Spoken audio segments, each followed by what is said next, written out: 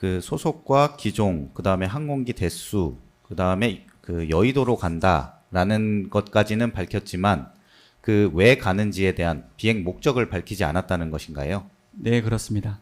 시팡입니다.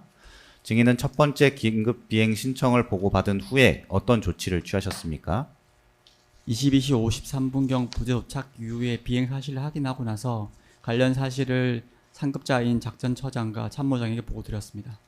증인께서 그 수방사 작전처장과 수방사 참모장에게 각각 개별적으로 보고를 하였다는 말씀이십니까? 아닙니다. 그 작전 지원 제가 있는 사무실 옆에 위치하고 있는 곳이 있는데 그곳에 두 분이 앉아 계셔가지고 그쪽으로 이동하여 보고 드렸습니다. 아, 대면에서 직접 보고를 드리셨나 보죠? 네, 그렇습니다. 예. 작전처장과 참모장은 증인의 보고를 받고 어떤 반응을 보이던가요? 비행 목적이 불분명하기 때문에 불승인한다라고 하였습니다. 네, 10-3항은 생략하겠습니다. 그래서 결국 11항입니다. 결국 그 첫 번째 접수된 그 비행 제한 구역에 대한 그 긴급 비행 신청은 승인이 나지 않았죠? 네, 그렇습니다. 추가 질문입니다. 그 승인이 되면 어떤 코드가 나간다고 하는데 맞습니까? 네, 그렇습니다. 공역 내에 비행을 하는 비행들에 대해서 식별하기 위해 식별 코드가 별도로 나갑니다. 그러면 그 식별 코드라는 것이 나가기 전에는 그 이륙은 할 수 있습니까? 항공기가?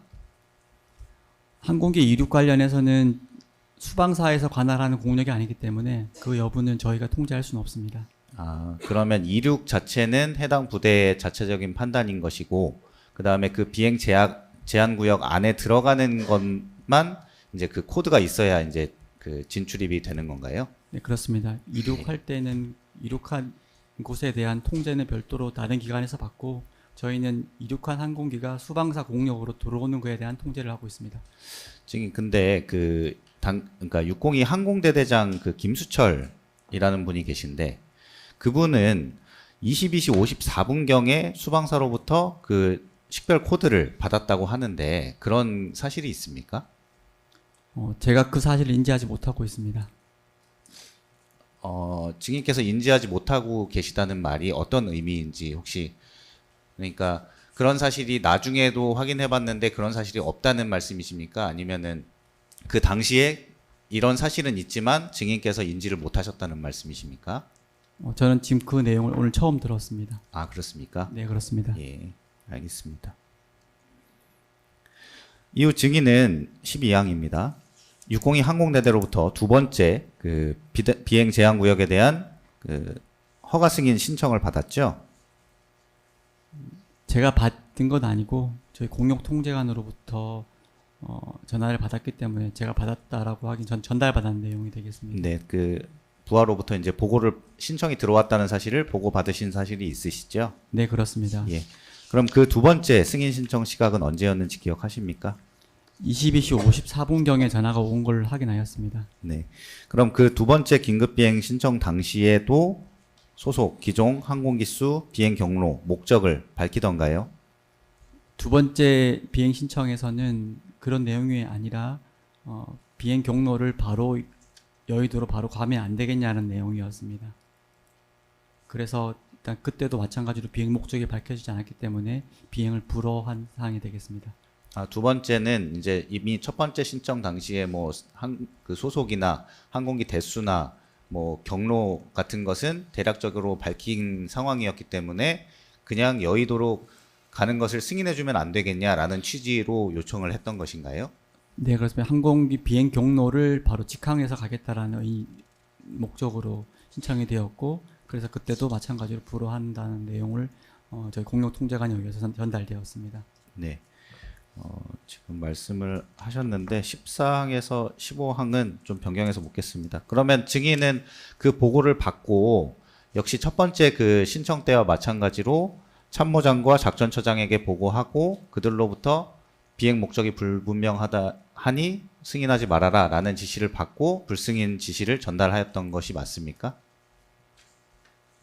22시 53분경에 제가 들어와서 비행을 확인하고 있었고, 그리고 저는 22시 54분경에 전화가 왔을 때는 작전처장과 소방과 작전처장과 참모장에게 관련 내용을 보고하고 있었던 시간 타임이 겹칩니다. 그래서 22시 54분경에 전화를 받았을 때의 내용은 차후에 확인해서 전달한 내용이 되겠습니다. 아, 그러니까 첫 번째 그 보고, 그러니까 신청을 받고 그 작전처장과 참모장에게 보고를 하는 도중에 이제 두 번째 신청이 있었기 때문에 네, 증인은 그렇습니다. 그 첫 번째 승인에 대한 불승인 하라는 지시를 받고 이제 다시 JAOC에 돌아오셨을 때 그때야 비로소 이제 두 번째 신청이 있었다는 사실도 보고를 받으신 건가요? 네, 그렇습니다. 그러면 그 두 번째 신청을 받은 받고 다시 것에 대해서는 다시 또 보고를 드렸습니까? 네, 그렇습니다. 그 후 이제 그것도 승인하지 말아라라는 지시를 받고 네, 다시 동일한 불승인. 내용이었습니다. 예, 알겠습니다. 증인이 그 22시 54분경 접수된 긴급 비행 신청을 승인하지 않은 이후에 레이더상 뭐 2000 그 일대에서 확인된 항공기 항적이 있었습니까? 네, 그렇습니다. 당시 그 2000 일대에서 식별된 항공기의 진로 방향은 어떠하였습니까? 수방사 방향이었습니다. 서울 방향이었습니다. 서울 방향이었습니까? 서울 방향이라 하기에는 조금 애매한 표현이어서 다시 말씀드리겠습니다. 북쪽 방향이었습니다. 아, 그러니까 정확히 어디로인지 네, 모르겠지만 네, 이천에서 그렇습니다. 이제 북쪽을 향해서 가고 있었다. 네, 근데 그렇습니다. 그 북쪽에는 서울이 위치하고 있는 건 맞죠? 네, 그렇습니다. 네. 17, 18 그다음에 18항까지 생략하고 10항 묻겠습니다. 그럼 증인은 이런 항공기 항적을 확인한 이후에 그러한 사실을 작전처장이나 참모장에게 보고를 하셨습니까? 네, 보고하였습니다.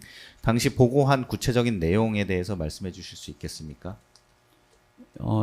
23시 약 19분경에 2001대에서 항적을 식별을 하였고 그 항적을 확인하는 과정에서 602 항공대 소속 헬기로 확인이 되었고 그래서 그 헬기에 대해서 비행 목적과 그리고 경로, 탑승 인원 등을 확인했는데 이거에 대해서 어떻게 비행을 하였냐, 누가 승인하였냐라는 과정을 여러 기관을 통해서 문의하였으나 답변을 듣지 못하였고 그래서 관련 내용을 수방과 작전처장과 참모장에게 보고하였고 그 이후에 비행을 올라오지 못하도록 통제하라고 다시 지시하여 다시 홀딩을 지시하였습니다.